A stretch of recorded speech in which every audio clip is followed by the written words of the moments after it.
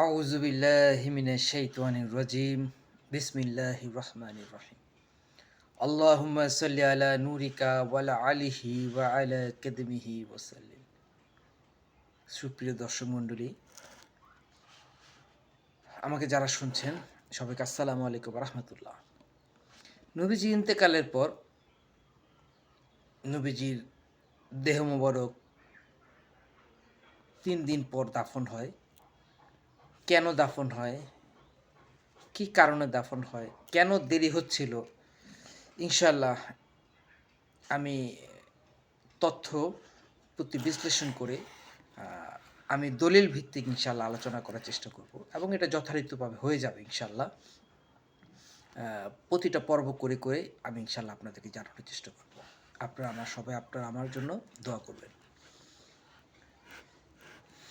Bangladesh Islamic foundation হতে প্রকাশিত ইতিহাসগত বিভ্রান্তির রহস্য নামে একটা বই ছিল এবং আরও বহু ঐতিহাসিক গ্রন্থে একথা প্রমাণিত হয় যে হযরত আবু বকর, হযরত ওমর রাদিয়াল্লাহু তাআলা আনহু বনু সাকিদার বস্তিতে নিজেদের খেলাফতি কার্য সমাধান করতে সময় লেগেছিল ৩ দিন এবং তাছাড়া সোমবার হতে বুধবার রাত্র পর্যন্ত তাদের এই সময়টুকু লেগে যায়।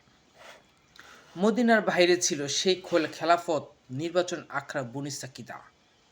আর রাসূল করিম সাল্লাল্লাহু আলাইহি ওয়াসাল্লামের পবিত্র লাশ মোবারক দাফন হয় বুধবারে। এই বিষয়ে তরিকতপন্থী আউলিয়া গণের মাধ্যমে জানা যায় যে হযরত আবু বকর, হযরত ওমর বনু সাকিদায় ৩ দিন পর্যন্ত ঝগড়াঝাটির পরে খলিফা নির্বাচনে জয়লাভ করে ফিরে এসে যখন দেখলেন যে রাসূল করিম সাল্লাল্লাহু আলাইহি ওয়াসাল্লামের লাশ মোবারক দাফন করে ফেলেছেন হযরত আলী আলাইহিস সালাম ও অন্যান্যরা, তখন হযরত আবু বকর ও হযরত ওমর খুব রাগান্বিত হলেন এবং লাশ মোবারক তুলে আবার জানাজা পড়বেন বলে সিদ্ধান্ত নিলেন। কারণ তিনি খলিফা হলেন, অথচ রাসূল করিম সাল্লাল্লাহু আলাইহি ওয়াসাল্লামের জানাজা পড়েননি। এই অপবাদ ঠেকানোর জন্য তিনি এই সিদ্ধান্ত নিলেন। এই কথা শুনে হযরত আলী আলাইহিস সালাম দুঃখের মোহমান হয়ে উন্মুক্ত তলোয়ার হাতে নিয়ে কবরের দুপাশে দুপা রেখে দাঁড়িয়ে বলতে লাগলেন যে জীবিত থাকতে কেউ কাউকে লাশ উঠাতে দেবেন না। মানে দুপা নবীজির কবর মোবারকে রওজা মোবারকে দুপাশে দুটা পা দিয়ে উন্মুক্ত তরোয়ার উঠিয়ে তিনি বললেন, আমার জীবন থাকতে আমি কখনো এ রওজা থেকে দয়াল নবীজির লাশ মোবারক আমি উঠাতে দেব না। এই অবস্থায় আলী আলাইহিস সালামকে দেখে আবু বকর রাদিয়াল্লাহু তাআলা আনহুর মনে পড়ল যে রাসূল করিম সাল্লাল্লাহু আলাইহি ওয়াসাল্লাম ভবিষ্যদ্বাণী করেছিলেন তার ওফাতের পর তার সমাধির দুপাশে দুপা দিয়ে যখন কোনো ব্যক্তি নাঙ্গা তারোয়ার নিয়ে দাঁড়াবে তার ওই ব্যক্তির চোখ দিয়ে অবিরল ধারায় পানি ঝরতে থাকবে, তখন যেন কেউ তার মোকাবেলা না করে। যে তার মোকাবেলা করবে সেই কাফির হয়ে মারা যাবে।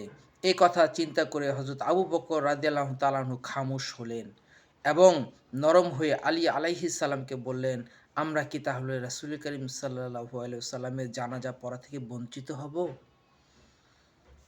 হযরত আলী আলাইহিস সালাম বললেন, সমাধির সামনে নিয়ে জানাজা পড়ুন। এই ঘটনার পরিপ্রেক্ষিতে আমাদের মুস্তাহাবগণ ফতোয়া দিয়েছেন যে যদি কলেরা বা অন্য কোনো মহামারীর কোনো লোক মারা যায় আর তার জানাজা পড়ার জন্য কোনো লোক না পাওয়া যায়, তবে বিনা জানাজায় লাশ দাফন করে ৩ দিনের মধ্যে কোনো আলেমকে ধরে এনে জানাজা পড়িয়ে দিলেই চলবে।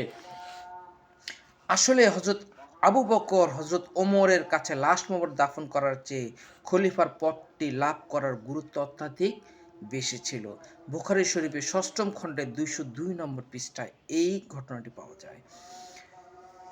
বেশি ছিল বিধায় লাশ মোবারক দাফনে তিনিরা শরীক হতে পারেননি। তাছাড়া রাসূল করিম সাল্লাল্লাহু আলাইহি সাল্লামের লাশ মোবারক গোসল করানো, কবরে নামানো ইত্যাদি পূর্ণ দায়িত্ব ছিল তার আহলে বায়াতের উপরে ন্যস্ত করে তিনি গিয়েছিলেন।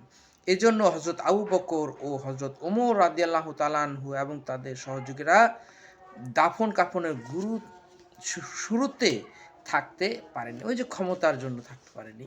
যাই হোক, ইনশাআল্লাহ আগামী পর্বে এখান থেকে শেষ করলাম এবং এখান থেকে ইনশাআল্লাহ আগামী পর্ব আবার শুরু করব। সবাই আমার জন্য দোয়া করবেন। আসসালামু আলাইকুম ওয়া রাহমাতুল্লাহ।